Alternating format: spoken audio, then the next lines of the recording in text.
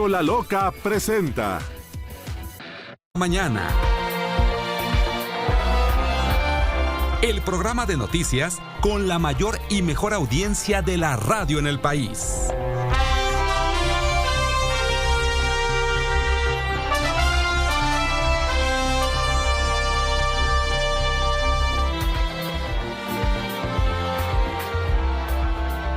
Ocho de la mañana, saludamos a las personas que a partir de este momento se suman a nuestro programa a través de Telefórmula. Muy buenos días a todos. Manuel, buen día. Ciro, por la mañana, buenos días. Gracias por estar con nosotros la mañana de este viernes. Lourdes, buen día. Ciro Manuel, buenos días. Esta es la información. No se conocerá la información y no se sabrá cuánto costaron las vacunas contra el COVID compradas por el gobierno mexicano. Pese a que el presidente López Obrador en su conferencia dijo que sí se conocerían los contratos, el subsecretario de Salud, Hugo López-Gatell, aseguró que la información central sobre los costos de las vacunas permanecerán bloqueados y que existe un pseudodilema al afirmar que el gobierno federal busca ocultar los contratos, ya que en las páginas de internet de las Secretarías de Salud y Relaciones Exteriores está publicada una versión. Después de una audiencia de 23 horas, el juez Felipe de Jesús Delgadillo Padierna determinó no imputar a los abogados Juan Araujo, César González e Isaac Pérez y al asesor financiero David Gómez Arnau, acusados de extorsión supuestamente vinculados a Julio Scherer, el ex consejero jurídico de la presidencia. El juez Delgadillo Padierna acusó al Ministerio Público de hacer una imputación deficiente y falsa. La Fiscalía General de la República informó que se opone a la resolución ilegal del juez Delgadillo, que el juez descalificó y agredió al Ministerio Público al no tomar en cuenta 75 pruebas contra los abogados. La Fiscalía informó además que presentará un recurso de apelación, una queja ante el Consejo de la Judicatura Federal y a petición del Ministerio Público abrirá una carpeta de investigación penal. Regresando del corte, estarán en el estudio los abogados Juan Araujo y César Omar González, y a las 9:10 de la mañana también estará en el estudio Manuel Granados, fiscal de Asuntos Especiales de la Fiscalía General de la República. En estos momentos el dólar interbancario se cotiza en 19 pesos con 87 centavos. ¿Qué más, Manuel? Publica en los Estados Unidos la periodista Dolly Esteves. Jake Sullivan, asesor del Consejo de Seguridad de la Casa Blanca, declinó entrar en detalles sobre las francas y constructivas conversaciones, esto entrecomillado, con México sobre presiones, mejor dicho, para que Biden, el presidente Biden, invite a todos a la Cumbre de las Américas, y cuando haya algo que decir lo haremos de acuerdo con la información que debe publicar la Casa Blanca. Así que pues este espacio que el Departamento de Seguridad allá, o el Departamento de Estado, ha planteado como que eran momentos importantes para poder saber a quién iban a invitar y en qué momento salían las conversaciones, mejor dicho, las invitaciones, pues no se sabe. Será la propia Casa Blanca la que lo dé a conocer, y hasta el momento no se ha informado del tema. En otro asunto, Ciro, tiene que ver con Ucrania. El grupo de los 7 ha prometido una inversión de $19.800 millones para ayudar las finanzas de Ucrania. Así que Alemania, Canadá, Estados Unidos, Francia, Italia, Japón y Reino Unido van a ponerle a las finanzas de Ucrania $19.800 millones de dólares. De pesos. Pues sí, va a ir poco, ¿no? Era poco, pero bueno, pues han estado inyectándole una buena cantidad de dinero. Mucha Estados Unidos, ahora le van a entrar el G7. Bueno, muchas gracias por sus comentarios. Vamos a hacer pausa. Gracias por los comentarios. Quienes están con nosotros desde hace una hora en radio sobre este tema, sobre lo que dijimos del doctor López-Gatell, pues sí, es otra vez el doctor López-Gatell. Baja la presión, la observación sobre su trabajo, y el doctor López-Gatell embiste. Y es, después de escucharlo ayer, lo que le respondió Andrea Meraz, pues yo no dudaría que en algún momento diga que los muertos mexicanos por COVID fueron en lo esencial un invento de los medios con agenda política. Son capaces de decir esas cosas. Sí. Capaces. Todo esto por el tema de que no sabremos, o las personas interesadas en conocer cuánto costaron, cuánto gastó el gobierno mexicano con el dinero de los contribuyentes en la compra de vacunas. Información que puede ser interesante, que el presidente dijo que se daría a conocer y que el doctor López-Gatell ayer dijo no la vamos a dar. Bueno, sí, la vamos a conocer, ahí están los contratos, pero sí, la parte medular, la parte central, la de los costos, esa no, porque hay un acuerdo de confidencialidad con los laboratorios. Bueno, Si hubieran dicho eso, que lo dijeron desde el principio. El problema es que luego viene el presidente López Obrador y dice, no, sí, vamos a dar a conocer. Somos bien transparentes. Y eso no será así. Vamos a pausa, volvemos. Está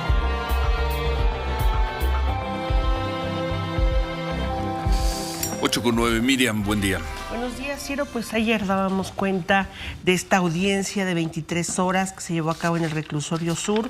Una audiencia en donde la Fiscalía General de la República trató de imputar a 4 personas, 3 abogados, un asesor financiero, relacionado con el caso Juan Ramón Collado, quien señalaba que ellos se habían confabulado, se habían asociado para crear una asociación delictiva y extorsionarlo.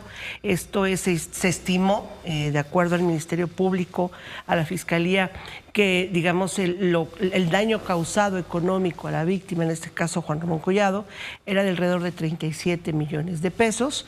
Una extorsión que se habría cometido en 2 momentos, una primera entrega de 10 millones de pesos aquí en la Ciudad de México, en un hotel, y otro que se habría consumado en España con la entrega de un cheque por $1.5 millones de dólares. El juez Delgadillo Padierna determinó que los elementos de prueba, más de 70 presentados por la Fiscalía General de la República, no tenían ningún sustento. De hecho, la acusación no estaba debidamente sustentada. Le llamó en términos llanos, Ciro, que era todas las imputaciones eran mentirosas, faltaban a la verdad. Y bueno, sobreseyó el caso y se quedó sin materia, de tal manera que las 4 cerró personas... el caso, se cerró, se acabó este indicios. Caso tan controvertido desde finales del año pasado. Sí, y controvertido porque se mencionaba al exconsejero jurídico Julio Scherer. De hecho, siempre se trató este caso como si fuera el caso de Julio Scherer, aunque lo que nos llamaba la atención es que él no había sido llamado por la Fiscalía para declarar, y así lo resumíamos nosotros. Era una acusación que hacía el señor Juan Collado y que tomó la Fiscalía General de la República, donde un grupo de abogados, 3 abogados y un asesor financiero, trabajaban orquestados o bajo las órdenes o coordinados por el consejero jurídico, ex consejero jurídico de la Presidencia, Julio Scherer, para, en nombre de Julio Scherer, ofreciendo beneficios y favores de Julio Scherer, pues le quitaban dinero a las personas a las que defendían. Si tuviéramos que resumir la acusación, sería esa. Es la audiencia que tuvo lugar hace 2 días y que terminó ayer. Si no mal recuerdo, iba a tener lugar desde el 9 de febrero, 8 de febrero. 4 veces. 9 de febrero, luego se pospuso por COVID, por distintas razones. Tuvo lugar ayer y la conclusión de todo esto serían 2 cosas. 1, el juez dice, cierro el caso. No hay nada de sustento en contra de estos 3 abogados y el asesor financiero, eso por un lado, y por el otro, la Fiscalía, al conocer la resolución del juez, dice, ¿cómo que no? ¿Cómo que no?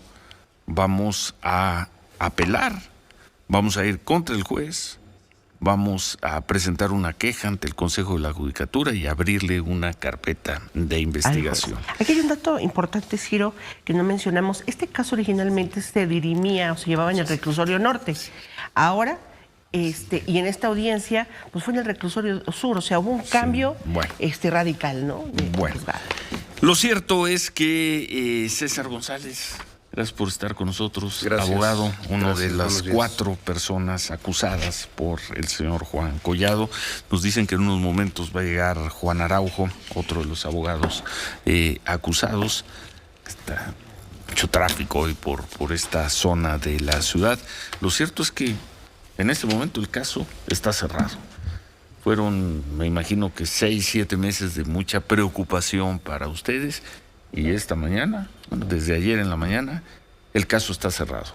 No hay nada que imputarles, no hay nada de qué acusarlos. Buen día. Gracias por estar con nosotros, abogados. Gracias, Ciro. Sí, efectivamente, el día de ayer ya se cerró el caso.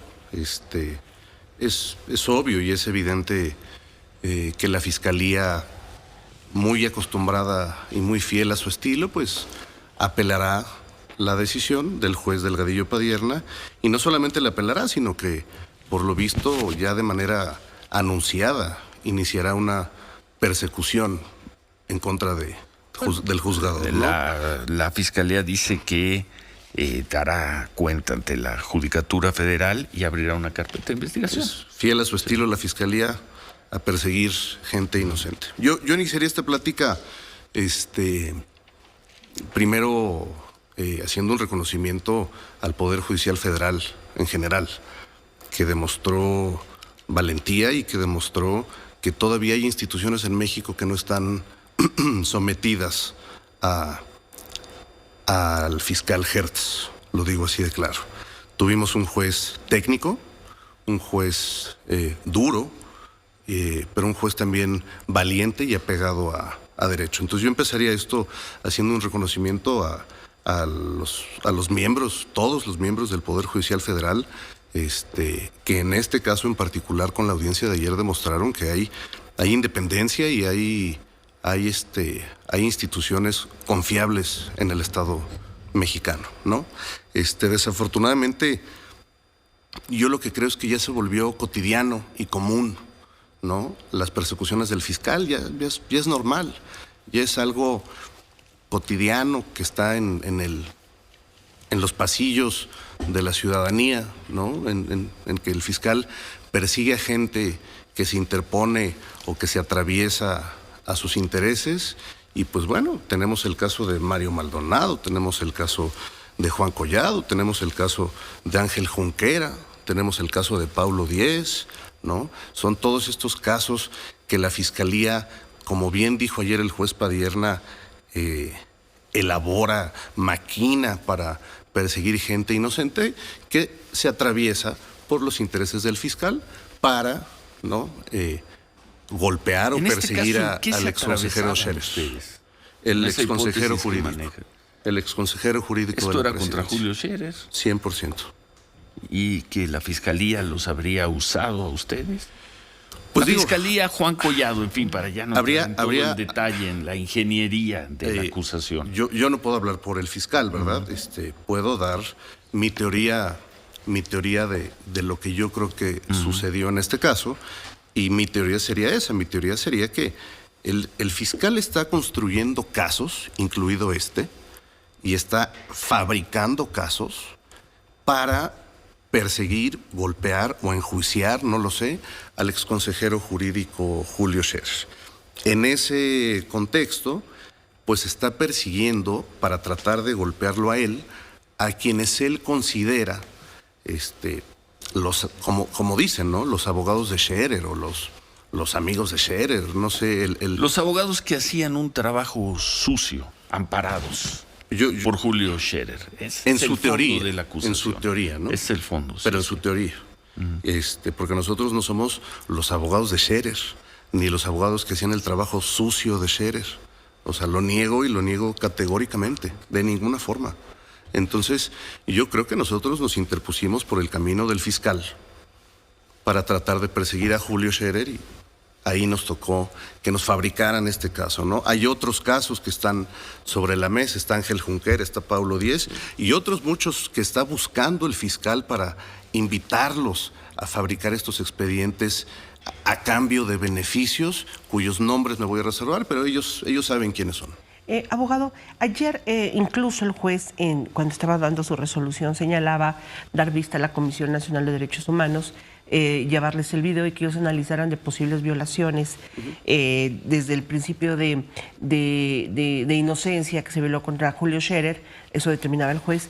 Pero a mí me nace la duda, ustedes como abogados, como 4 personas que al final del caso resultan siendo víctimas de la Fiscalía General de la República, así como se hizo el planteamiento ayer en el juzgado, ¿van a interponer, van a realizar alguna acción legal contra el Ministerio Público o la Fiscalía? Desde luego sí. ¿Sí? Estamos analizando las acciones legales que vamos a emprender. Aún no lo tenemos claro, pero estamos analizándolas y probablemente acudiremos ante la Comisión Interamericana de Derechos Humanos. Probablemente. Estamos analizando las opciones legales que sean idóneas para defendernos de este ataque, entre ellas esa.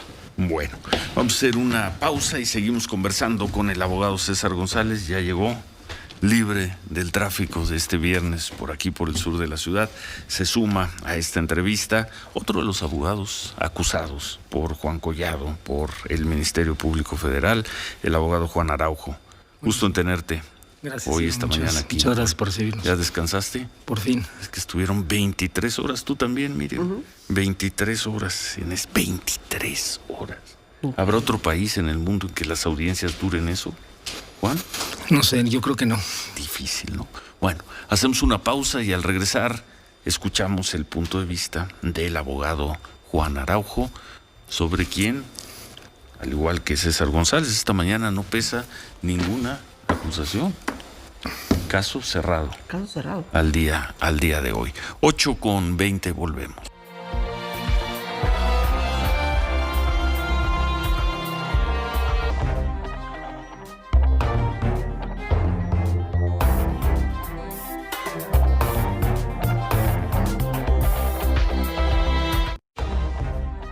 Continuamos con Ciro Gómez Leiva por la mañana. 8:24, seguimos conversando con los abogados César Omar González y Juan Araujo, dos de las 4 personas acusadas por Juan Collado de supuestamente haber operado al amparo del ex consejero jurídico de la presidencia, Julio Scherer, para extorsionar clientes a grandes rasgos. Hubo un momento en que, pues, se daba por sentado, sobre todo en los círculos de conocedores, de seguidores del derecho de estos casos, que estas 4 personas, entre ellos nuestros 2 invitados, terminarían presos. Había una audiencia a finales de febrero que se daba por sentado, la audiencia se pospuso, finalmente el miércoles fueron al reclusorio sur a la audiencia. ¿Cómo saliste de tu casa, Juan? Te lo pregunto porque conozco al abogado Juan Araujo desde hace muchos años, conozco algunos de los casos que ha defendido y cómo los ha defendido. ¿Cómo saliste ayer de tu casa? ¿Ayer o más bien el miércoles? El miércoles. El miércoles en la mañana, la audiencia empezaba a las 10, 11 de la mañana. 11 de la mañana. A las 11 de la mañana. ¿Cómo saliste de tu casa después de 7 meses, 6 meses de esta presión y de la firme intención del Ministerio Público Federal, de la Fiscalía, de meterlos a la cárcel? A los 4, Juan. Pues fue bien complicado el miércoles porque pues, despedirse de la familia y sobre todo no saber quién era el juez. No teníamos idea ante qué juez se llevaría el caso.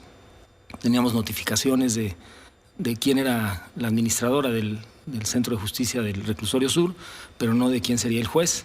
Y no sabíamos si íbamos a regresar. O sea, pensábamos que ante la presión del fiscal y ante los acuerdos que el fiscal suele tener, nos iban a vincular a proceso, y lo que se decía en los pasillos de la fiscalía es que tenían amarrada nuestra prisión preventiva justificada, que pasara lo que pasara íbamos a ir presos. Entonces fue muy complicado salir de casa el miércoles. ¿Sí? ¿Y qué te decía el abogado?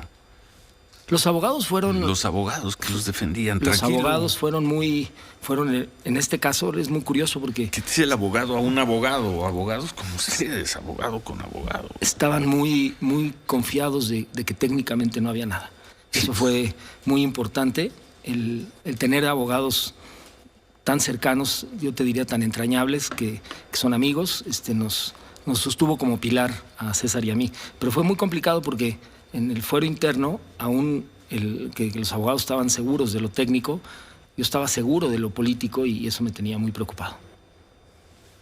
El no saber qué juez les iba a tocar, esto viene con, también les preguntaba, había mucha curiosidad en los reporteros de por qué se cambiaron las audiencias, o el proceso estaba en el reclusorio norte y la última audiencia se cita en el reclusorio sur. ¿En algún momento ustedes les dieron información, la fiscalía? ¿Había información al respecto de este cambio?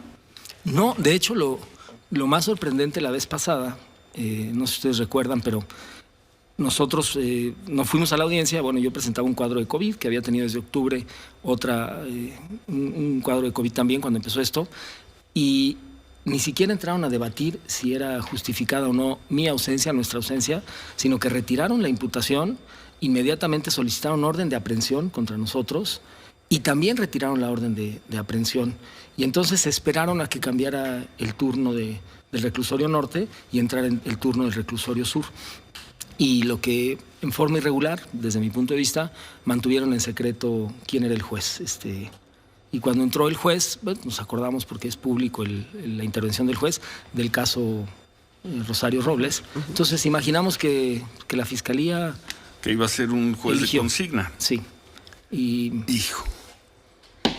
¿Y cómo se vive eso, César? Pues, la verdad es que estábamos preocupados, porque es normal, ¿no?, estar preocupado ante una situación así, pero nos sentíamos técnicamente muy confiados. Eso, como dice Juan, fue algo que nos sostuvo. En realidad, el expediente no tiene nada, son puras mentiras y falsedades, pero pues siempre escuchas, ¿no? Pese a ser abogados y ser litigantes, penalistas, difícilmente te toca estar ahí sentado en el banquillo de los acusados, y siempre escuchas estas historias de que tal o cual juez son de consigna, y pues nada, evidentemente nos abocamos a hacer el trabajo técnico que mejor pudiéramos hacer para convencer al juzgador, y como empezaba yo esta plática, hoy me congratulo del Poder Judicial Federal y del juez, porque demostró valentía y técnica. Lo decían ayer en las entrevistas afuera del reclusorio sur. Ahora, más adelante va a estar aquí con nosotros Manuel Granados Quirós, que es el fiscal de Asuntos Especiales de la Fiscalía General de la República. La Fiscalía, por lo visto, a juzgar por su comunicado de ayer, no piensa darse por vencida en este caso. Sí. Ayer obtuvieron una gran victoria ustedes, pero esta batalla sigue. La Fiscalía, en el comunicado que difundió ayer, dijo que el juez había o no había tomado en cuenta 75 pruebas en contra de ustedes. César, Juan. Sí, la Fiscalía seguirá, sí. No esperamos menos. Es evidente que presentarán el recurso de apelación, y es evidente también, como ya lo anunciaron, que perseguirán al juez, al fiel estilo del fiscal Hertz. Nosotros, por otro lado, ya presentamos también un comunicado ante el relator especial de magistrados y abogados de la ONU. Acudiremos a solicitar medidas cautelares, es lo que estamos evaluando, pero lo haremos, ¿no? Estamos analizando en nuestro espectro legal. Acudiremos ante la Comisión Interamericana de Derechos Humanos. El juez ya dio vista a la Comisión Nacional de Derechos Humanos. Insistiré yo en la denuncia que presenté el pasado 20 de abril ante la Fiscalía General de la República, justamente denunciando todas las falsedades que hay en el expediente. Fiscalía que obviamente no le ha dado trámite alguno a mi denuncia, ¿no? Al señor Collado le dan un trámite muy ágil y muy eficiente, pero a mi denuncia desde el 20 de abril no le han hecho nada. Yo denuncié y anticipé en mi denuncia lo que el juez Delgadillo resolvió ayer. No se da ni parece darse por vencida la Fiscalía. Ni nosotros, Ciro. Parece venir reforzada. Ni nosotros, Ciro. La resolución del juez determina darle vista a la Comisión de Derechos Humanos por violaciones graves a los derechos humanos, y ante eso vamos a llegar a las últimas consecuencias contra el funcionario que resulte responsable. A mí me parece que esto es evidente, que es una determinación del fiscal general, porque, y se hizo valer en la audiencia, el fiscal Juan Ramos no era competente para conocer de este asunto, y le fue dada la instrucción de que él integrara esta carpeta de investigación. Entonces, si hay violaciones graves a derechos humanos, pues son de las causas graves que el presidente no encuentra para destituir al fiscal. Entonces tampoco nos vamos a dar por vencidos, Ciro. Los abogados de Julio Scherer, como lo señala la Fiscalía, que operaban al servicio de Julio Scherer. ¿Cuántas veces mencionaron el nombre de Julio Scherer en las 23 horas? Proporcionalmente te voy a decir que yo creo que entre los nombres de los 4 implicados o imputados en la audiencia, yo creo que un 80% fue mencionado Julio Scherer. Y yo te decía, no hice el ejercicio de apuntar rápido en una libreta, pero era impresionante. Yo buscábamos dónde estaba Julio Scherer, porque la imputación era directa en contra de él. Decíamos, pues por aquí debe de estar una imagen de él, o porque le pongan una silla, porque la imputación en todo momento fue contra Julio Scherer, y luego fueron mencionando la coparticipación de los abogados y del asesor financiero en toda esta trama de la Fiscalía General de la República, ¿no? Julio Scherer, Juan. Ahora que mencionas lo del fiscal Granados, que fue, digamos, ofensivo, grosero en la audiencia, más allá de que fue poco técnico, hizo una mención que a mí me llamó muchísimo la atención, no sé si tú que estuviste ahí la recuerdas. Dice, Juan Collado presenta la denuncia porque estaba muy enojado, muy angustiado porque renuncia Julio Scherer a la consejería.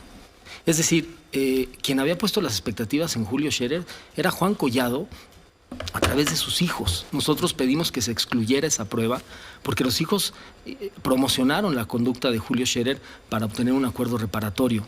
Entonces, me llama mucho la atención que a nosotros que hicimos nuestro trabajo de abogados, lo ayudamos en las vertientes que el expediente permitía. Es un expediente complejo, es un expediente complicado. El caso de Juan es un caso con muchas aristas, pero quien puso todo el empeño en que Julio los ayudara fue Juan Collado y sus hijos, María del Mar Collado Dot y Juan Collado hijo, Juan Collado Dot.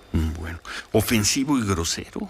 Empezó la audiencia y al minuto 4 pidió a los abogados que estaban presentes, a nuestra defensa, que valoraran, porque iban a ser materia de investigaciones futuras por parte de la Fiscalía, y que si no era mejor que se retiraran. Concretamente, habló de Alejandro Robledo, dijo que había sido subsecretario en este sexenio por órdenes de Julio Scherer, y después mencionó algo absolutamente increíble, que Agustín Acosta había sido abogado de algunas navieras y que eso evidentemente iba a ser parte de una investigación por parte de la Fiscalía, que les pedía que se retiraran o que valoraran si era... que se retiraran Robledo y Agustín. Y Agustín, nuestros defensores. Caso. Así empezó en el minuto 4. Imagínate qué clase de Fiscalía tenemos que ni siquiera respeta la defensa. A ver, vamos a pausa y seguimos hablando con los abogados. Volvemos.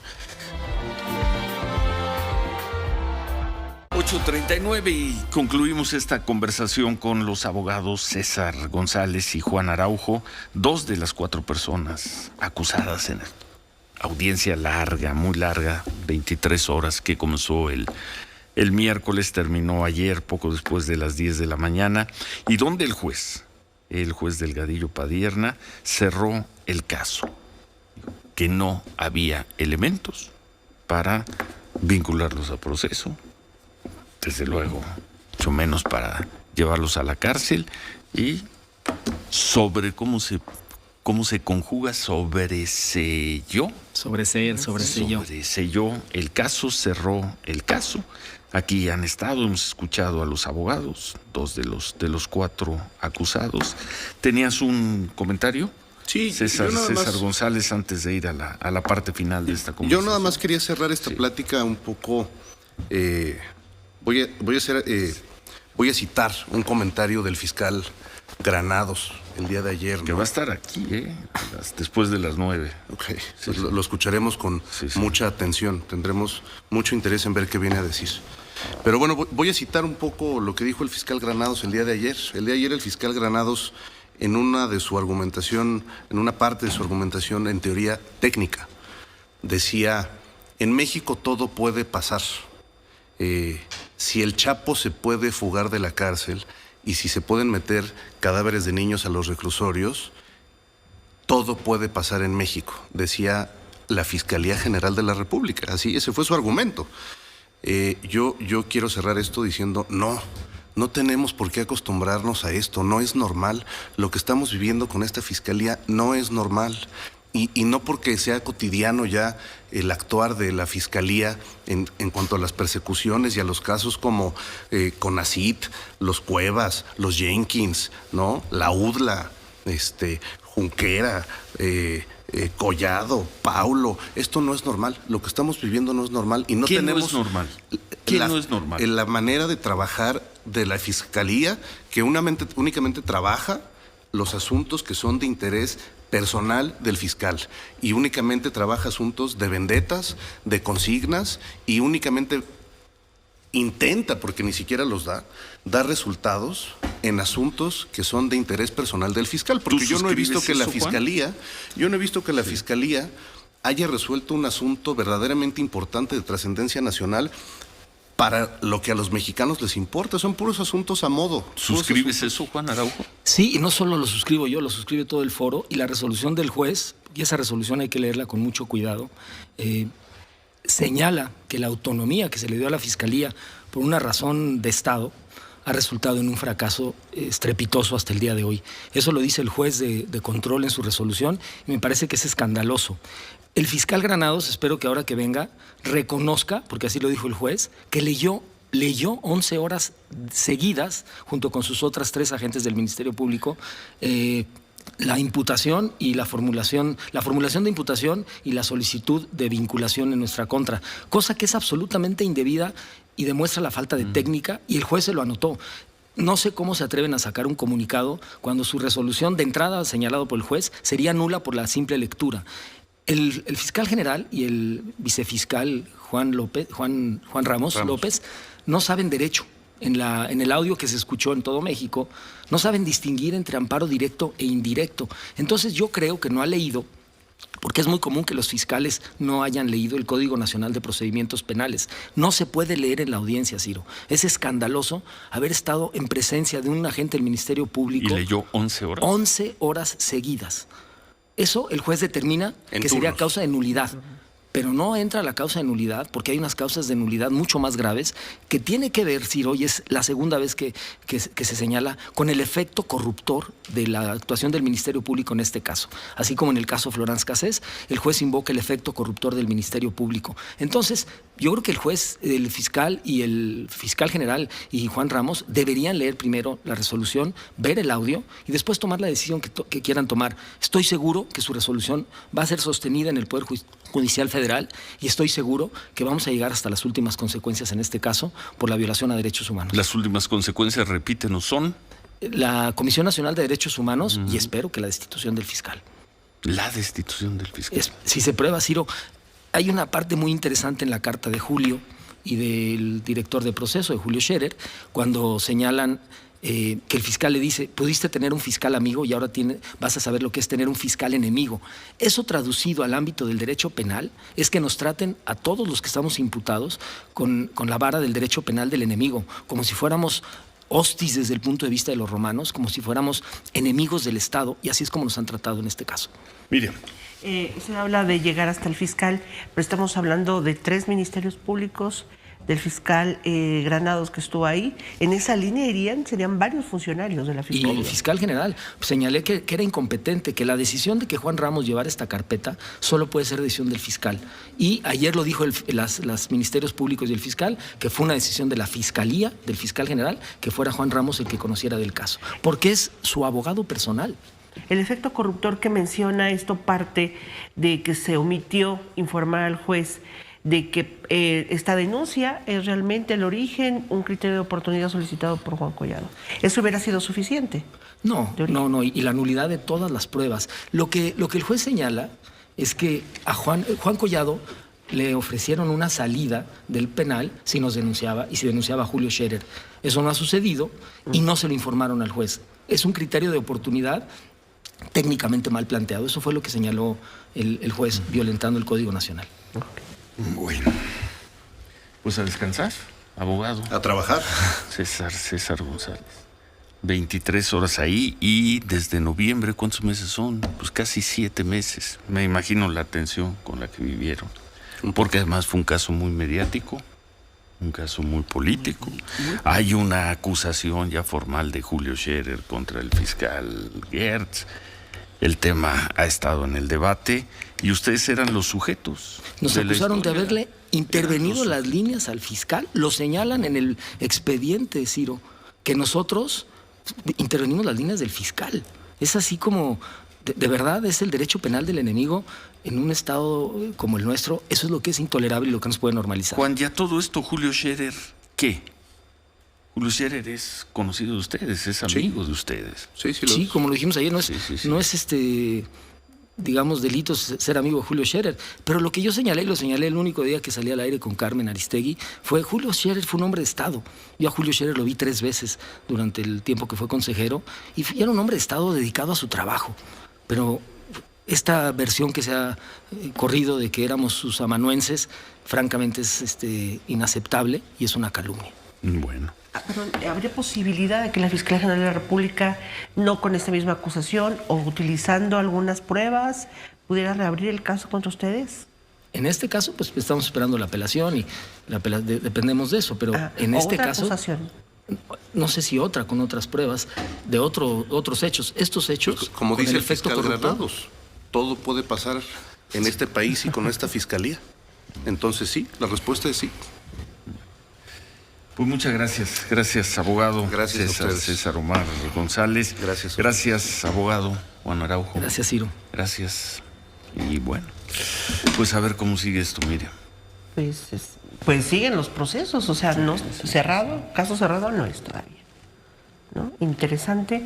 Veremos el planteamiento de la Comisión Nacional de Derechos Humanos y la Comisión Interamericana, que es el asunto donde lo van a llevar ellos, y por lo pronto cómo viene esta apelación de la Fiscalía General de la República, cómo trabajan los tribunales de alzada en este caso. Serán definitivos, ¿no? Definitorios, porque es muy grave lo que se señaló, Ciro. El juez fue duro con la Fiscalía, sí, y lo menos es que los calificó de mentirosos en el planteamiento de esta acusación. Es grave, yo no lo había visto en esta dimensión como lo planteó el juez Delgadillo Padierna. Bueno, y un poco más adelante, hacia las 9:10, escucharemos ahora el punto de vista de la otra parte del Ministerio Público Federal.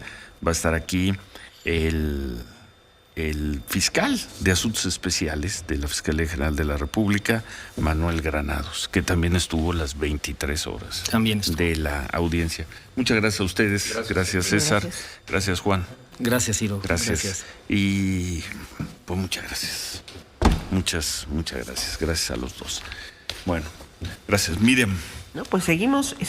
Le digo, entre los calificativos que utilizó el juez Delgadillo en esta dura resolución al final, le dijo a la Fiscalía, fue una imputación deficiente, afirmó falsedades, presentó pruebas no fiables, se condujo con mala fe, omitió dolosamente que la denuncia de Juan Collado contra los abogados tenía como origen un criterio de oportunidad y la acusó de violar derechos humanos de las personas imputadas en este caso. Nada más, por eso te decía ahí, no había escuchado yo un pronunciamiento tan duro y tan contundente de un juez contra la Fiscalía General de la República. Deslindar responsabilidades, pues serían de entrada 3 ministerios públicos, el fiscal Granados y de ahí para arriba. Bueno, pues en unos momentos el fiscal Granados estará aquí con nosotros en el estudio para conocer. Ahora ya escuchamos el punto de vista de los acusados. Vamos a escuchar el punto de vista de, como dicen, de la parte acusadora, del Ministerio Público Federal. Pues de los imputados, Ciro, que en este momento pues dejaron de serlo, ¿no? Sí. En este caso, pues ya, pues desde ayer, Ciro, ¿no? Que el fiscal terminó, el juez a las 10 de la mañana. Terminó con esta causa. Pues lo veremos, ¿no? Bueno, a ver si nos dice Lourdes, Ciro, porque hay personas que fueron retenidas, maestros que fueron retenidos en Chiapas, Lourdes, del CONALEP, que estuvieron retenidos, retenidos, Ciro, ¿por qué? Pues porque había un problema ahí con una comunidad. ¿CONALEP? ¿Qué CONALEP? Un CONALEP, ¿en qué estado, Lourdes? En Oaxaca. Y pues nada más, resultó que los tuvieron retenidos, ayer finalmente pudieron ser liberados. ¿Cómo quedó ese tema, Lourdes? Pues casi una semana estuvieron retenidos, eran 19 maestros, 12 mujeres, 7 hombres que estuvieron retenidos por la población. Es un municipio que se rige por usos y costumbres, y bueno, decidieron retenerlos porque la población decía que el gobierno municipal junto con el gobierno estatal les debía 80 millones de pesos. ¿Sí? En esta negociación redujeron los 80 millones a 14, los bajaron a 14 millones, sin embargo, bueno, mantuvieron pues retenidos a estos 19 maestros, además de familias que iban pasando, eso nos dicen las personas del CONALEP, para pues intentar hacer que el gobierno les entregara este dinero. Tuvieron una mesa de negociación que también duró muchas horas. Empezaron la noche del miércoles, terminaron a las 6 de la mañana de ayer jueves. Se supone que llegaron a una negociación para que fueran liberados estos 19 maestros. Sin embargo, al llegar a la comunidad, pues dijeron que no los iban a liberar hasta que les entregaran una ambulancia y 2 camionetas. Volvió a surgir esta negociación y finalmente, bueno, ayer fueron ya liberados estos 19 maestros. Nos decían, Ciro, el dirigente de pues del CONALEP de esta comunidad, que pues regresaban ya hoy a dar clases los maestros, ya los 19 maestros, como si nada, después de que estuvieron pues prácticamente una semana, porque los habían retenido desde el sábado pasado y fueron liberados ayer jueves. Así es que pues no dijo que no se sabía con claridad a qué acuerdos habían llegado específicamente, pero que lo importante y lo mejor para ellos pues es que habían liberado a estos 19 maestros que además estaban en huelga de hambre. Ellos los habían retenido desde el sábado pasado. El lunes, porque los maestros decían que las autoridades no les hacían caso, entraron a huelga de hambre y ayer fueron liberados, Ciro. Bueno, ¿y qué más? Y todavía hacen comunicado, Ciro, Sí, pues bueno, sí, ni modo sí. con la... Dice, gracias a la intervención del gobernador y el representante del Estado del CONALEP, en fin, pero una vez más, Ciro, maestros retenidos pues por una circunstancia de una comunidad y así, ¿por qué no? Ahí los dejan retenidos, ¿no? Y bueno, pendientes, por supuesto, Ciro, por lo que sucedió ayer en Zacatecas, lo presentabas en la noche, pequeño. ¿Qué cosa? Pues este menor, ¿no? Van unos delincuentes, ¿no? En a Fresnillo. querer matar a un señor, se Persecución. mete a una iglesia, simplemente disparan. ¿Por qué? Porque se puede y matan a un niño. Porque se puede. Y hirieron a la persona a la que querían matar, por lo visto, y a quien terminaron matando fue un niño de 2 años. Sí. Y bueno, pues muchas personas, muchas familias se han estado acercando justamente a esta iglesia, pues con la intención nada más de acercarse y llorar por la muerte de este pequeño, una vez más. Pero es el tema de Zacatecas, ¿no? Hoy es día Hay 20, Sí. muy probablemente. Sí. Lo anunciaron, Ciro, que va a haber cifras. Bueno, entonces, sí, va a haber cifras. como es día 20, hoy en Ciudad Obregón, en Sonora, En Ciudad Obregón, correcto. en la conferencia mañanera el gobierno va a dar a conocer las cifras de la incidencia delictiva del mes de mayo. Vamos a ver si siguen diciendo que están bajando los delitos, que ya se controló el alza en homicidios. Pero bueno, pues así llegamos a mayo del 2020, de un gobierno que asumió en diciembre de 2018. Donde además Y ya hay que un... no ha encontrado la forma de contener la criminalidad, salvo en algunas pocas regiones del país. Y no se nos olvide que está vigente una circunstancia de operativo generalizado, ¿eh? Con militares, además le pusieron ahí primero 200 y después le pusieron un poco más. Y circula un video que no vamos a poner en Zacatecas, sí, concretamente, ¿no? Concretamente en Zacatecas, ¿no? Por el tema de Fresnillo. Y circula un video, no lo vamos a poner, Ciro, pero pues en redes sociales seguramente ya lo vio, donde dice, llegó el cambio a Zacatecas y todo muy bien, y vota por Morena y todo muy bonito. Corte a imágenes de colgados, gente destazada, muertos por un lado y por el otro. Todo esto para terminar con que así quieres que sea el cambio, en este caso dice Durango, que no suceda. Pero es un referente Zacatecas, pues de las tristezas que se han visto, ¿no? Por tantas personas asesinadas en Zacatecas, ¿no? Ahí está ese video. No lo vamos a pasar, pero circula en las redes sociales, creo que mucha gente ya lo ha tenido oportunidad de ver. Bueno, Vamos a pausa, estamos por la mañana, @Ciro Gómez L, cuenta de Twitter, Ciro Gómez L, cuenta de Facebook, 55 51 66 3404, Radio Fórmula en Facebook, Radio-Fórmula en Twitter, radioformula.com.mx, nuestro sitio para que nos visite. Hacemos una pausa y volvemos.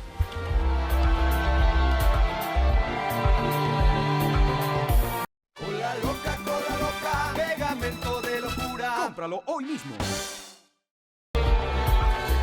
9:09 a las 8. Hace media hora estuvieron aquí 2 de las 4 personas acusadas por Juan Collado, imputadas por el Ministerio Público Federal de haber tendido una especie de red de extorsión al amparo del ex consejero jurídico Julio Scherer. De eso se les acusaba, de una serie de delitos.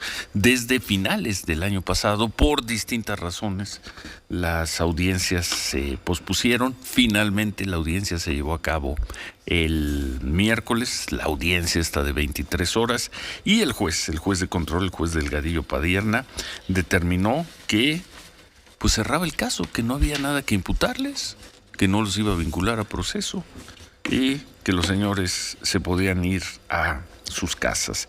De inmediato, la Fiscalía General de la República informó que va a impugnar, a apelar el caso, que presentará una queja ante la Judicatura Federal por la actuación del juez y que además abrirá una carpeta de investigación en contra del juez. Estuvieron aquí 2 de las 4 personas acusadas, los abogados César González y Juan Araujo, y nos interesa escuchar ahora en detalle el punto de vista de la parte acusadora del Ministerio Público Federal, de la Fiscalía General de la República, y por ello saludamos, gracias por estar con nosotros, al fiscal de Asuntos Especiales de la Fiscalía General de la República, Manuel Granados Quirós. Gracias por estar con nosotros, Manuel. Muchas gracias, señor Gómez Leiva. Buenos días. Y buenos días a todos. Antes de comenzar con las preguntas, un comentario general de la situación de ayer, y no sé si tuvo oportunidad de escuchar lo que dijeron los abogados González y Araujo. Alcancé a escuchar parte de la entrevista en el trayecto hacia estas instalaciones. Y bueno, de manera general, ¿qué es lo que le puedo yo comentar a usted y a su fino auditorio? Que no estamos de acuerdo con la determinación que emitió el juez de control el día de ayer. Respetamos, por supuesto, a todo el Poder Judicial. Mi reconocimiento para muchos jueces y magistrados que siempre han tenido una conducta intachable, pero en particular la que yo pude observar el día de ayer por parte del juez que resolvió, se aleja un poco de lo que se espera de un juzgador. ¿Por qué? Bueno, la función jurisdiccional es impartir justicia. Los jueces están para resolver las controversias que les son planteadas por las partes. En este caso, el Ministerio Público, como la parte que tiene el ejercicio de la acción penal, acude ante los tribunales, acude ante el juez de control para solicitar, en este caso, se permitiera formular imputación a los imputados y posteriormente la vinculación a proceso. ¿Qué es lo que él tenía que hacer? Resolver. ¿De qué manera resolver? Analizando si se cumplían con los extremos que marca el Código Nacional de Procedimientos Penales. ¿Cuáles son esos extremos? Debe de analizar el hecho si tiene apariencia de delito, el hecho. Tiene que analizar si existe la probabilidad de que las personas señaladas hayan podido intervenir o participar dentro de estos hechos. Y ponderar los datos de prueba que le son presentados por parte de la Fiscalía. Hablar de valoración de pruebas, esa es otra etapa procesal, eso ya es una etapa de juicio oral. El hacer una valoración de pruebas para acreditar elementos del tipo penal, eso es ya de una etapa posterior, es una etapa de juicio oral. En este entonces, lo que debió de haber hecho el juez de control era analizar si había un hecho con apariencia de delito y que conforme lo que se imputó eran 4 delitos: asociación delictuosa, extorsión, tráfico de influencias y operaciones con recursos de procedencia ilícita. La Fiscalía consideró que en el estado procesal en el que nos encontrábamos, respecto de las 4 personas por las cuales se formuló imputación, sí había esos elementos. El juez no lo consideró así, pero no nada más no lo consideró así y fue corta su determinación en el sentido de entrar a un análisis correcto de cada uno de los 75 datos de prueba que se ofrecieron, sino que realizó manifestaciones que se alejan de ese deber de imparcialidad, de objetividad y de deber hacia la ley que debe tener todo juzgador. ¿Un juez parcial? Pues aparentemente... ¿O un juez con graves deficiencias técnicas? Bueno, yo no me atrevería a calificar, por supuesto. Repito, mis respetos tanto para él como para todos los juzgadores, pero el emplear ya calificativos denostativos, eso sí es preocupante. Es preocupante porque pasó por alto un principio que es fundamental respecto de la función ministerial, que es el principio de buena fe. Nosotros actuamos de buena fe. Nosotros no actuamos por consigna, no actuamos por venganza, actuamos con base a denuncias que presentan las víctimas y nuestro deber es, con base en una investigación objetiva e imparcial, determinar si existen o no elementos para poder ejercitar la acción de la justicia. Nosotros esclarecemos hechos, no fabricamos culpables ni hacemos persecuciones, esclarecemos los hechos. Si dentro del esclarecimiento resultara responsabilidad para alguien, bueno, pues entonces estaríamos pasando a una segunda etapa, que sería solicitarle al juez que la investigación ya sea judicializada a través de la vinculación a proceso y más adelante pasar a etapas intermedias y posteriormente de juicio oral. Mala fe, dice usted, y el juez acusa a la fiscalía, o dijo en estas largas horas, de haber actuado precisamente, de no haber actuado de buena fe. Son no dos estamos, partes, claro, dos partes señalándose de no actuar o de actuar de mala fe. Bueno, repito, yo no califico el desempeño del juez, ¿no? Por supuesto que no me atrevería por una cuestión de respeto inclusive y por esta separación de poderes. Le van a abrir una carpeta de investigación, según la Fiscalía General de la República, y además van a dar, si no es que hicieron ya, dar cuenta de su actuación al Consejo de la Judicatura Federal. Sí, mire, señor Gómez Leiva, aquí el que la Fiscalía ejercite estas acciones es con la finalidad de que se pueda esclarecer, que se pueda determinar si existió o no existió alguna irregularidad. Nosotros estábamos, al momento de escuchar esa determinación, frente a la posible comisión de algún hecho que pudiera tener alguna consecuencia. Será el derivado de una investigación, tanto en el Consejo de la Judicatura como por parte del Ministerio Público, que se pueda determinar si existió o no existió algo. Pero abrir una carpeta de investigación va más allá de la decisión del juez. Van a investigar la conducta, colusión con los 4 implicados, con los 4 imputados que ustedes... Repito, nosotros investigamos hechos, no podemos calificar la conducta previamente. Pero hay una presunción de una conducta delictiva, si no abrirían una carpeta de investigación. Bueno, mire, los que somos servidores públicos cometemos precisamente delitos que están enmarcados en esos capítulos dentro del Código Penal. Entonces, habrá que ver si alguna de esas conductas que se desplegaron el día de ayer pudiera ser o no constitutiva. Pero ayer anunciaron que la abren. ¿Cuál es la conducta que ustedes determinan es suficiente para anunciar la apertura de la carpeta? Son delitos cometidos en contra de la Administración de Justicia por servidores públicos. ¿Cuál de las actitudes del juez es determinante? Bueno, le repito, para nosotros nos resultó inusual, por llamarlo de alguna manera, la manera en cómo resolvió. Hubo algunos aspectos muy significativos en la audiencia. Yo le hablo aquí ya como una opinión personal. Hace un momento escuché que los abogados decían que estaban con esa inquietud a título personal, pero tranquilos por un aspecto técnico. Yo observé tranquilidad total en ellos desde un principio. Y pongo estos antecedentes. ¿A qué se refiere? Mire, hubo 3 intentos antes de la audiencia del día de ayer para que se pudiera llegar a la formulación de imputación. Esos 3 intentos anteriores ante diverso juez fueron boicoteados por parte de los defensores. Ahí utilizaron lo que entre abogados coloquialmente se le conoce como chicanas. Uno se enfermó, otro dijo que se había contagiado, que no se podían conectar por la videoconferencia, que había ese tipo de deficiencias, que les acababan de entregar registros de la investigación y que ellos necesitaban hacer todo un análisis de algunas cuantas fojas que se acababan de... Finalmente la audiencia se celebró el miércoles. Sí, efectivamente, y eso fue lo primero que nos resultó sorpresivo, porque acudieron con bastante desenfado, por llamarlo de alguna manera. Se veían relajados, sonrientes. ¿Desde que llegaron? Desde que llegaron. Y algo muy significativo, señor Gómez Leiva, señor Ferreira, abogada, los abogados defensores no tomaban notas. Eso es muy inusual. Le platico desde mi experiencia como fiscal. Aun cuando las audiencias son orales, no se puede evitar el estar tomando notas, ¿no? Porque hay que preparar la defensa.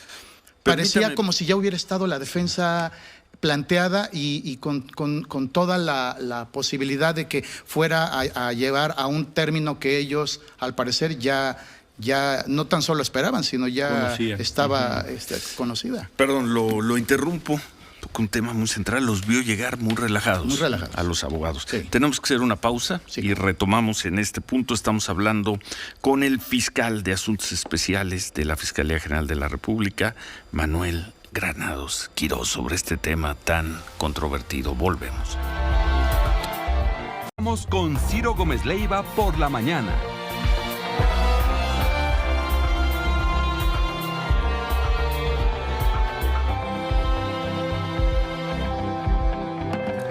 ...9:24... Continuamos la conversación con Manuel Granados Quirós, el fiscal de Asuntos Especiales de la Fiscalía General de la República. Él estuvo al frente de la parte acusadora en esta larguísima audiencia de miércoles y jueves, porque pues, se llevó 10 horas del jueves en el caso de los abogados y el asesor financiero acusados por Juan Collado de haber actuado de manera ilegal y criminal a las órdenes del señor Julio Scherer. Y fue una audiencia muy larga donde el juez Delgadillo Padierna, determinó la no acción penal. Dio por cerrado el caso, lo que ha sido leído, Manuel, como un durísimo revés para la Fiscalía General de la República. Bueno, al menos en este primer paso. Claro. Y usted nos decía, y ahí nos quedamos antes del corte, de que le sorprendió la manera tan relajada con que llegaron los acusados a la audiencia el miércoles. Sí. En eso estábamos. Sí, comentaba que incluso en uno de los recesos salieron al área del estacionamiento y departían, comían, fumaban, se reían, se abrazaban con mucha confianza, por llamarlo de alguna manera. Que no es común. No, por supuesto que no. Sí, no. Más yo que estoy tan familiarizado con casos de alto impacto, los imputados y principalmente los defensores tienen una actitud muy seria, responsable, comprometida. Y no estoy diciendo que no lo hayan sido los abogados defensores, sino que se notaban confiados. Como si supieran, como si conocieran el desenlace. No podría yo calificarlo, pero sí era evidente ese relajamiento y esa seguridad, porque, repito, 3 ocasiones anteriores habían estado boicoteando el que se llevara a cabo la audiencia. Nos dijeron hace unos momentos que estuvieron aquí 2 de los acusados, el abogado César González y Juan Araujo, que su conducta, la conducta de usted, Ministerio Público Federal, fue ofensiva y grosera y que además incurrió en increíbles faltas técnicas. Pusieron el ejemplo de que usted hizo algo que no se debe hacer en este tipo de audiencias, que es leer un documento que leyó 11 horas seguidas. Bueno. Ofensivo, grosero y además con deficiencias, falto de técnica en el proceso. Mire, por cuanto hace me ocuparé primero de la tercera de estos señalamientos. De que usted leyó 11 horas. Esa es un aspecto estrictamente técnico y el propio código permite que las partes podamos auxiliarnos de notas. Lo que prohíbe el código es la incorporación textual de la lectura de un registro de investigación. Eso no se hizo. Fueron notas, era un asunto complejo, era un asunto grande, extenso, que involucraba a varias personas por varios delitos, que fueron delitos que se cometieron desde el mes de diciembre del 2018 hasta aproximadamente el mes de junio, julio del 2021. Entonces, no era fácil, ¿verdad? Sí había que hacer uso de esas notas. Por cuanto hace a señalamientos de que uno haya podido utilizar... Ofensivo y grosero. Ofensivo y grosero. No, bueno, obviamente las audiencias de corte oral son intensas, ¿no? Adversariales. Claro, hay ánimos exacerbados, pero en ningún momento hubo una expresión por parte de su servidor que fuera a ser ofensiva, denostativa o algo similar. De quien sí fue esa actitud fue de quien resolvió la audiencia. Él sí utilizó ciertos calificativos que tienden a demeritar la función ministerial, ¿no? Dijo que hubo versiones inverosímiles, imprecisiones, actuaciones de mala fe, que se ocultó información, que se empleó pruebas fabricadas. Creo que es excesivo el que se tache a la Fiscalía de que nosotros nos prestemos a ello, que hubo un actuar ilegal en un trámite para un criterio de oportunidad, que carecían de confiabilidad las pruebas, que nosotros apostamos al error judicial cuando jamás nosotros nos podríamos conducir de esa manera, pero quizá la cereza del pastel fue cuando llamó perverso. Eso sí con el respeto que me merece su señoría, no lo acepto, porque ni yo ni ninguna de las personas que formamos el equipo de la Fiscalía nos podemos conducir con esos estándares a los cuales hizo referencia. Más bien parecía él, al momento de estar resolviendo, que estaba actuando como un defensor, no como una parte imparcial, sino como una parte que estaba defendiendo a una persona que además ni siquiera estaba siendo imputada. O sea, no, el nombre de esta persona sí existió, se tuvo que incorporar como parte de los registros de investigación vía dato de prueba, porque forma parte de los hechos, pero nunca se le formuló imputación.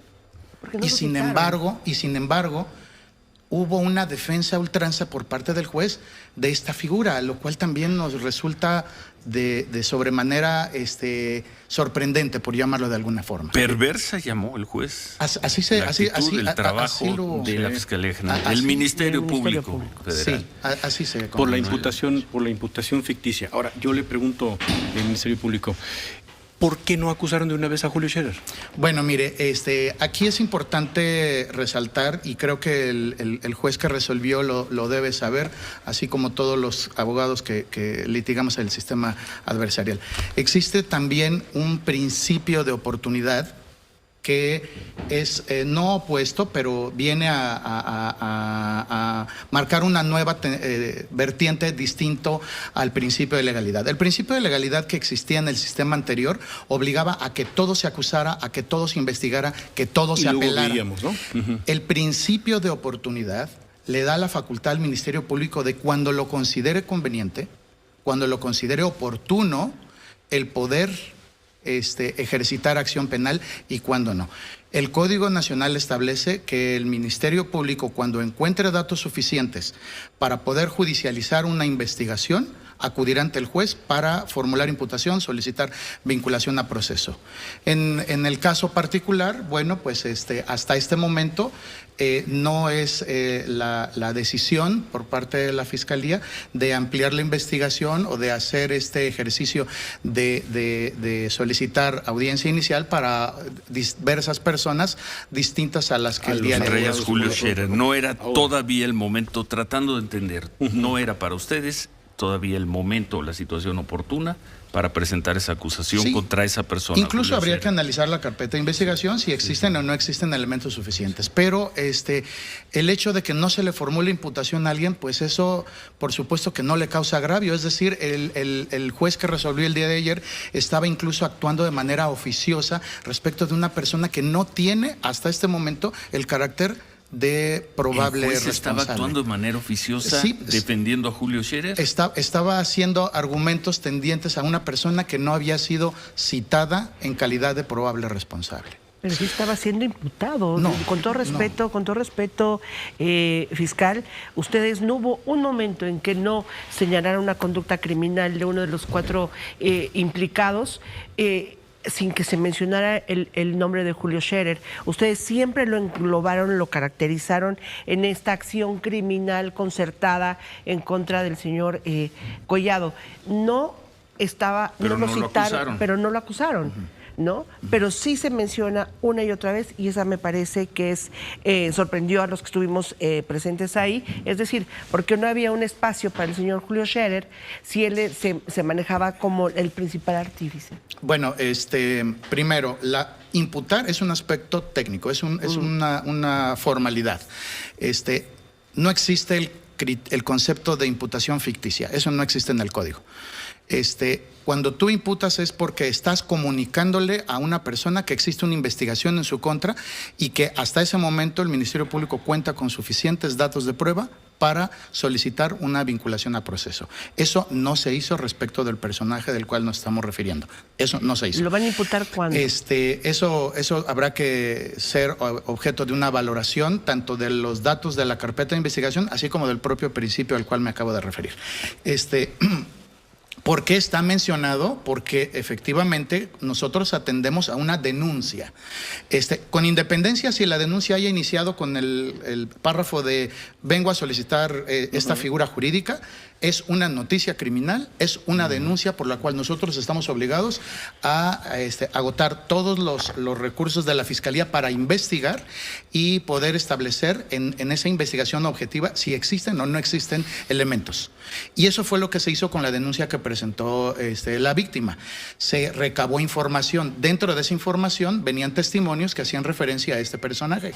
Y principalmente, repito, se hicieron cuatro imputaciones respecto de 4 delitos. Pero uno de esos delitos, que es el de tráfico de influencia, hace referencia al que promueva la conducta ilícita de un servidor público. En este caso sería Julio Scherer. Y en este caso, quienes promueven la conducta ilícita fueron las personas a las cuales se les llevó el día de ayer ante la audiencia.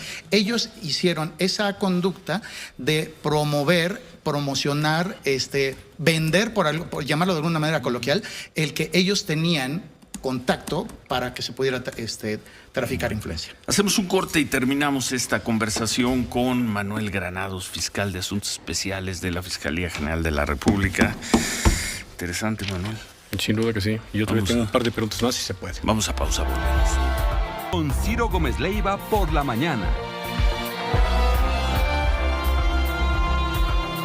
Concluimos esta conversación con el fiscal de Asuntos Especiales de la Fiscalía General de la República, con Manuel Granados Quirós. Manuel, tenías un Sí, yo le quiero preguntar, preguntas. más allá de los procesos de reclamación que ahora van a hacer, señor fiscal, ¿caso cerrado? No, por supuesto que no. No. El sistema prevé un sistema recursivo que abre la posibilidad de que sea otra autoridad la que pueda revisar lo que determinó el juez de control el día Una de apelación, ayer. que ya desde ayer anunciaron que lo van a hacer. Tenemos la ¿Tienen apelación y existe también la posibilidad de un amparo en contra, ¿no? Y ayer anunciaron que van a recurrir, que van a apelar. Sí, es correcto. ¿Y para eso tienen cuántos días? 3 días. El código establece 3 Es decir, días. presentarán esa apelación Lunes. 3 días hábiles el lunes. El lunes. Informaron que también presentarán una queja contra el juez ante el Consejo de la Judicatura Federal. ¿Eso será también el lunes? Se está integrando ese expediente para poderle aportar al Consejo de la Judicatura el mayor número de información, de datos que les sean útiles para que ellos puedan resolver si existió o no alguna anomalía por parte del juez que resolvió. Informó ayer la Fiscalía General de la República que también van a abrir una carpeta de investigación contra el juez. ¿Ya está abierta? ¿La están integrando? No, se está recabando la información y bueno, ya en su oportunidad se podrá dar a conocer esta información. Y bueno, estamos en ese proceso. Bueno, entonces, el recurso de impugnación de apelación lo presentarán el lunes. Este es contra la resolución del juez por el tiempo, los 3 cuatro días. de los 4 3 o 4 días. imputados. Eso es por el caso de los 4 de los 3 abogados y el asesor financiero.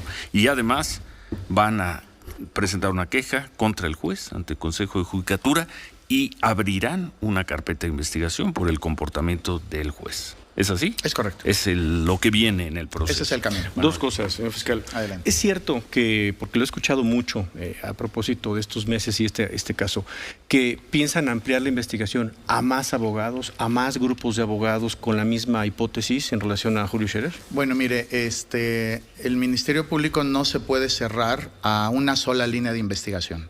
Siempre existirá la posibilidad de que si surge información, esta pueda ser útil para acreditar probables participaciones o intervenciones de diversas personas, ¿no? Entonces, no está cerrado. No es una carpeta con nombre y apellido, ¿no? Pudiera haber más personas, claro, pero hasta este momento lo que existe es que nosotros consideramos que sí existen elementos para 4 personas. Correcto. Ahora, porque desde ayer lo estoy escuchando, lo estoy leyendo, además nos lo escriben una y otra vez, la crítica y la investigación que van a hacer en contra del juez Felipe de Jesús Delgadillo Padierna, dice, pero qué diferente valoración se hizo cuando en el caso Rosario Robles hasta les validó una licencia que resultó ser falsa y que tiene, entre otras cosas, a Rosario Robles en la cárcel. ¿Cómo se entiende la valoración tan positiva hace 2 años, poquito más, del juez Delgadillo Padierna, y hoy tan duros como que lo quieren investigar? Bueno, eso habría que que preguntárselo al propio juez, ¿no? ¿Por qué en algunos asuntos tiene un criterio y en otros asuntos donde también la actividad del Ministerio Público, atendiendo a nuestros principios de objetividad, lealtad y buena fe, en otros casos tiene un criterio distinto? Entonces yo no podría contestarle por qué en un determinado asunto falló en un sentido y en otro, existiendo elementos similares, falla en sentido adverso, ¿no? Pero la actitud del juez es exactamente la misma. Si vemos la audiencia de Robles con la del día de antier, la actitud es igual. Bueno, la actitud, eso ya es la otra cosa de la que se está un quejando. Y es lo que van a personal, acusar, ¿no? y es por eso es lo que van a anuncian reclamar, que ¿no? van a presentar una queja en el Consejo de la Judicatura y abrir una carpeta de investigación. Pero eso es un aspecto personal. Lo que nosotros consideramos que aquí se excedió su señoría fue en el sentido de que hizo una valoración no acorde al estado procesal que tenía la investigación. Hizo una valoración poco adecuada, en donde, por poner un ejemplo, estaba exigiendo un estándar probatorio de un testimonio que no corresponde a esta etapa procesal. ¿Con qué tienes tú? ¿Con qué elementos tienes tú para poder determinar que esta declaración es falsa cuando no existió dato de prueba en contrario aportado por la defensa, sino únicamente argumentos, pero además argumentos de carácter subjetivo, que además, al decir que eran falsas, está revictimizando a la persona que presentó la denuncia?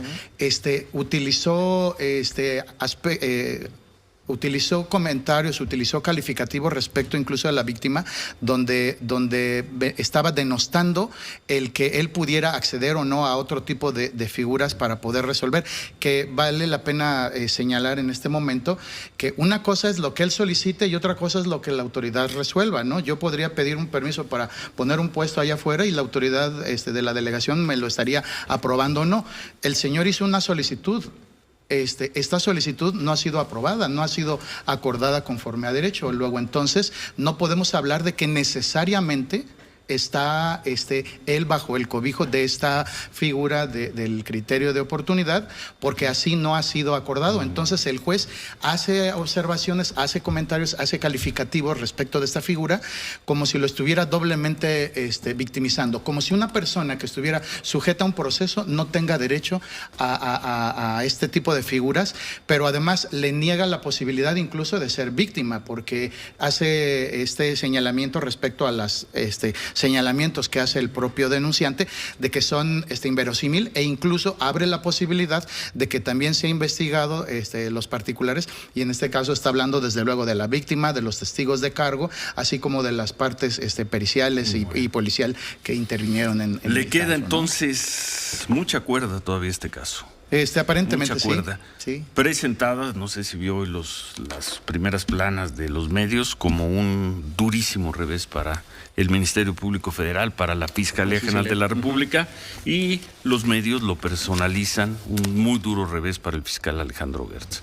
Lo que nos ha dicho esta mañana es que esta apenas fue una primera instancia. Es una primera instancia, pero además no es el que haya habido una decisión adversa a la pretensión que hicimos valer. El caso, fiscal, sobreselló el caso el juez. Situación que nosotros no compartimos, sí. No compartimos el que se haya sobreseído el caso, porque sobreseer el caso significa que el hecho nunca existió. Sí, ese es el argumento que está utilizando el juez. Y jurídicamente ahí dejó las cosas. Pero, ahí dejó las cosas y ahí están esta mañana. Pero esa es una determinación muy a priori, muy anticipada, muy genérica. Una cosa es decir que no había elementos para vincular a proceso a una persona, y otra es decir que esto es inexistente. No hay caso. Que además todos mintieron y ustedes fueron perversos. Y actuaron de mala fe. Eso no. No. ¿Por qué? Porque, repito, está pasando por alto el principio de buena fe con el que el Ministerio Público se conduce. Segundo, el derecho de las víctimas a poder presentar denuncias.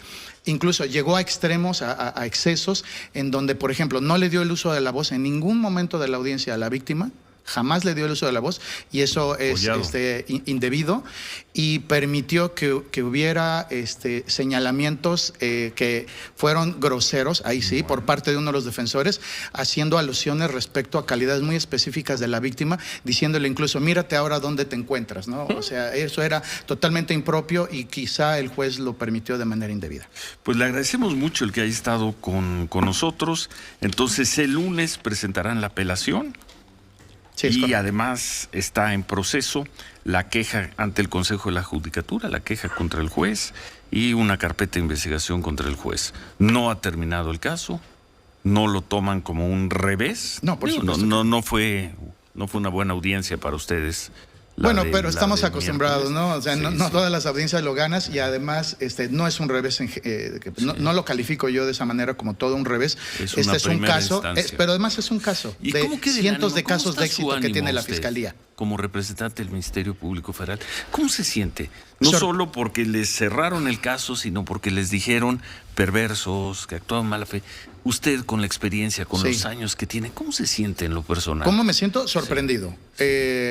¿Molesto? No, por supuesto que no, porque no puede uno tener la piel tan sensible, ¿no? Nosotros somos litigantes, ya sea como unos del lado de la defensa, otros por parte de la Fiscalía. Dicen los abogados que hay mucho de venganza personal en esto.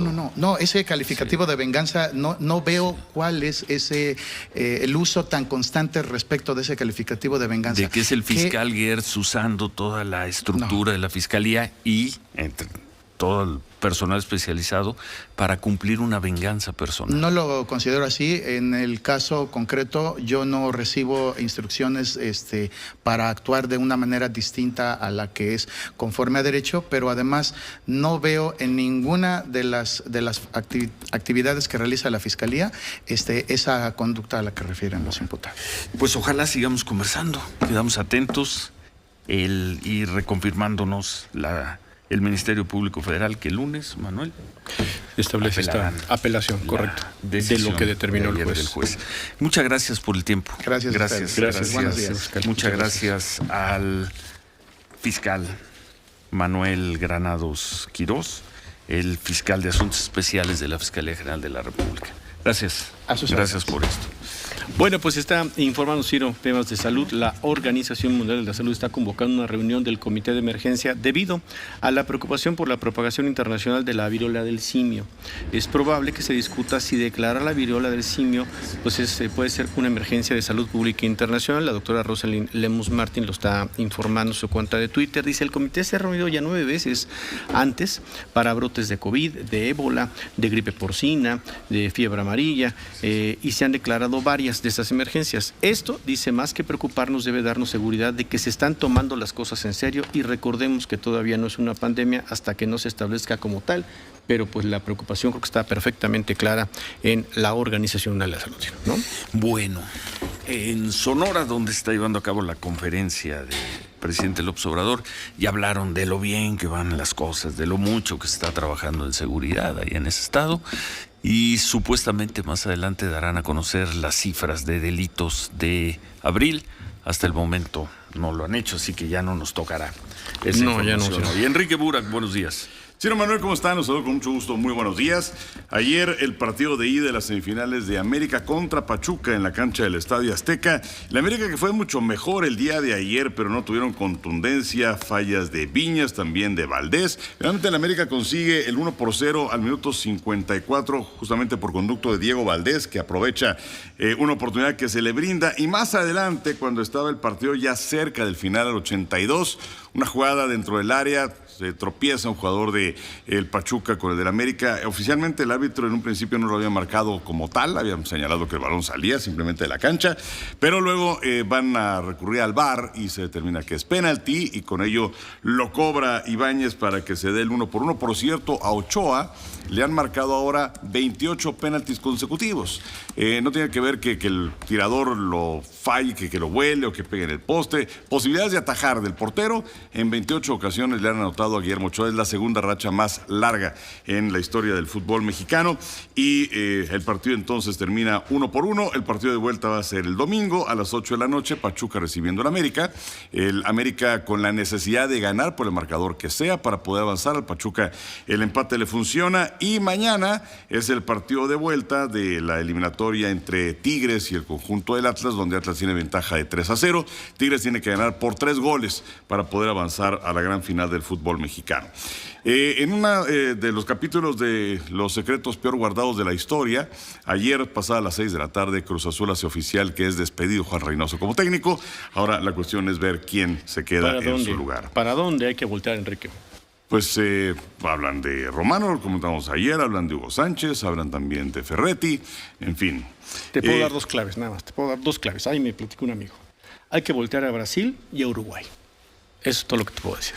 Bueno, Brasil y Uruguay. Brasil y Uruguay. Ahí tú sabrás, porque yo dije, qué interesante, y le voy a preguntar a Enrique qué significa eso. Vamos a ver qué es lo que ocurre, entonces podría venir alguien de fuera. También decirles acerca de el Mundial de Qatar de fútbol, en donde ayer dieron a conocer las designaciones de árbitros y por primera ocasión hay mujeres en un torneo varonil.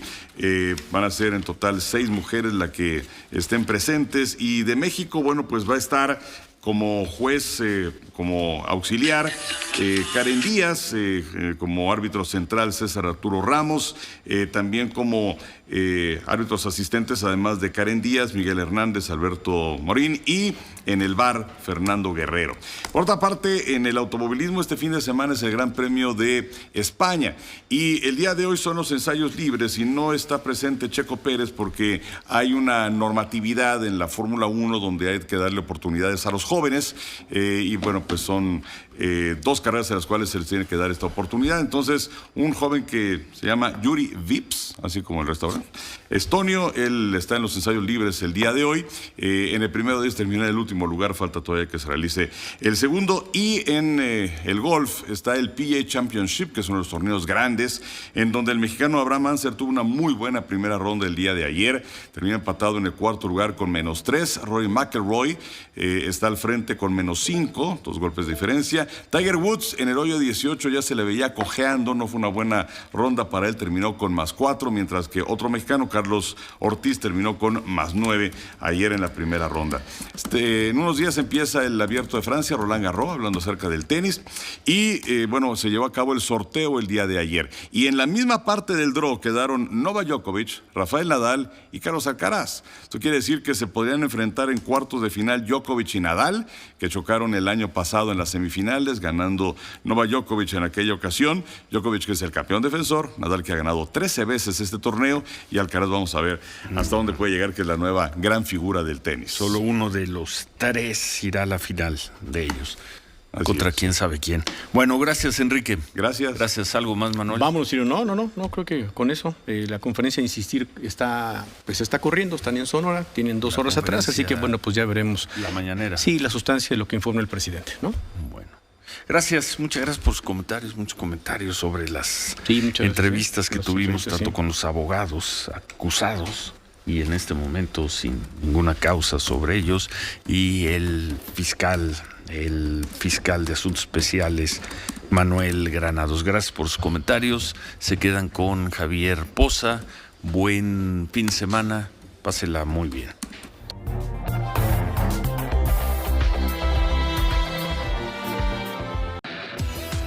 Con la Loca presentó